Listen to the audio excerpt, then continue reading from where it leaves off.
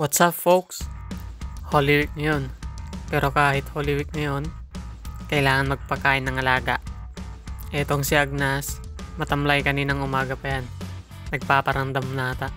Parang mamamatay na siya. Hindi siya masigla eh. Lagi siyang tulala. At laging nag-iisa. Nagbibisyo ata ito eh.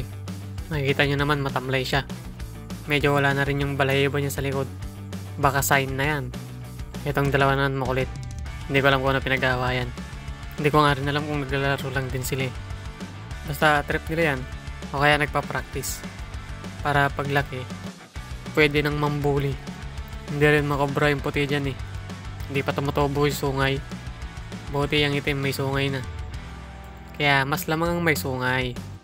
Mas malaki pa siya. Malaki din nanay niyan. Yung puti malit yung nanay niyan eh.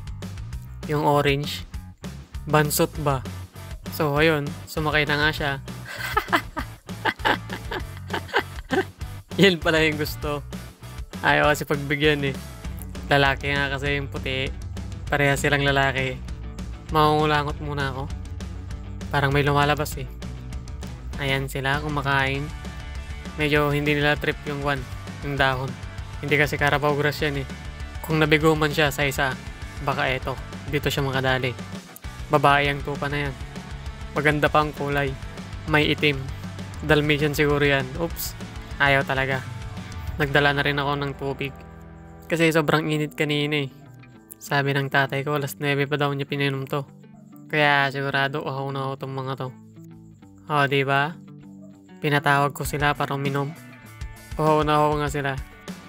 Hindi na nga magkasya yung mga ulo nila dun sa malit na na timba. Ganun sila kauhaw. Yung iba hindi na makainom eh. Siyempre ilang ulo lang kasya doon sa isang timba. Malit pa yun. Ayan o, ilang ulo lang kasya dyan. Hanggang 2 lang. Kaya itong isa ang mayaw na. Hindi magkasya yung ulo niya eh. Tapos paubos na. Kaya hindi siya makakainom. Ayan, makikita nyo naman. Ubos na. Meron pa pala pero konti na lang. Isang timbayan kanina eh. Patalastas muna mula sa blog. Mahilig talagang tumayo yung hype na yan. Mas trip niya yung matataas na mga damo. Yan ang pinagkaiban ng tupa at saka kambing. Ito ang mga kambing tumatayo. Yung mga tupa hindi kaya. Pero mas mabilis tumakbo yung mga yun. Ito ang mga kambing mabagal eh. Itong si Agnes talagang mukhang kawawa na. Parang bibigay na. Kung pwede ko nga lang painumin ng Robusto painumin ko eh. Para tumigas. Wala eh, malamya siya. Hindi ko alam kung ba't nagkaganyan yung tupa na yan. Bigla na kasing naagnas yung kulay niyan eh. Hindi ko alam kung paano yan nakuha yung sakit na yan eh. Hindi naman ako veterinarian. Mabalik tayo dito sa may tubig. Mukhang ubos na siya. Iinom pa tong bulog. O yan, wala na.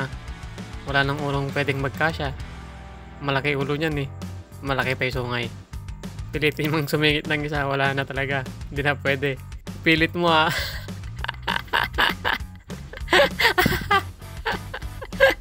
Ayan, nakasingit naman siya kahit papano. Pero wala na yan eh. Sumingit din yung bulog. Wala na. Bahala na kayo dyan. Kaya kinuha na yung timba. Wala na talaga.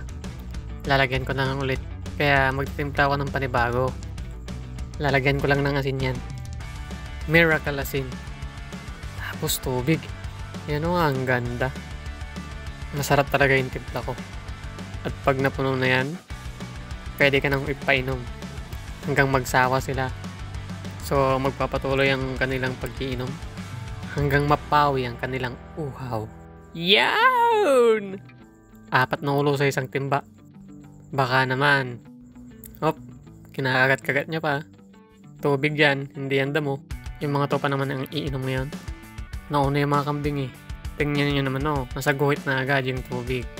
Oops, nagulat pa siya. Wag dito. Doon kami ayaw niya na. Ayan, naubos na sila.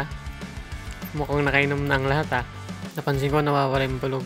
Kaya nang hinanap ko, nasa likod lang pala. Akala ko naglayas na eh. Pag nawala to, mahirap na. Mahal yan eh. Malaki kasi yung lahi niyan. Hindi karne yung habol nila dyan eh. Yung lahi niyan. Kasi malaki. Yung ibang bulog kasi maliliit eh. Egol pag binenta mo. Yan malaki. Di malaki din yung kita. Ito yung malupit. Kung sino man yung nagdumi nito, saktong-sakto sa dahon ng saging. Yan o, ang cute. Perfect! Parang chocolate lang. Tsaka yung sago ng milk tea. Pag binibidyo, mukhang hindi mabaho, ano. Pero ang ganda talaga, hindi ako mamubon. Kaya magmumubon na ako. Magtatali na ako. Unahin ko tong bulog na tupa. Hindi dapat pinatali to eh. Kasi hindi naman lalayo. Ang problema lang kasi, pag gabi, hindi niya tinatantanan yung mga babaeng kambing. Kaya pagdating ng umaga, buhol-buhol na yung mga tali nila. Tira-turo ng mga babaeng kambing sa gabi. Kaya tinatali ko na. Sunod tong bulog na kambing. Katabi sila ng bulog na tupa. Hindi sila pwedeng itabi doon sa mga babaeng kambing. Manunuwag kasi itong mga to eh. Maimot sa pwesto. Kaya nakaseparate sila. Sunod tong bower. Puro bulog yung mga inuna. Ayaw pa oh. Sunod sa listahan, itong malit na may anak. Sunod naman, itong may sungay. Kasama yung anak. Siyempre susunod din yung mga tupa dyan. Nagsalubong na kami. Susunod, itong orange na parang brown. Siyempre kasama niya rin yung anak niya. Alangan naman sila lang yung may anak, di ba? At ang huling kandidato, itong maliit. Nauna pa siya sa akin. Ako na hinila. Oops! Nagulat ka, no? Eto na sila.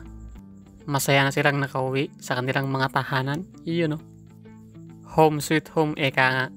Bali, walaw silang lahat nandyan. Hati-hati sila sa renta.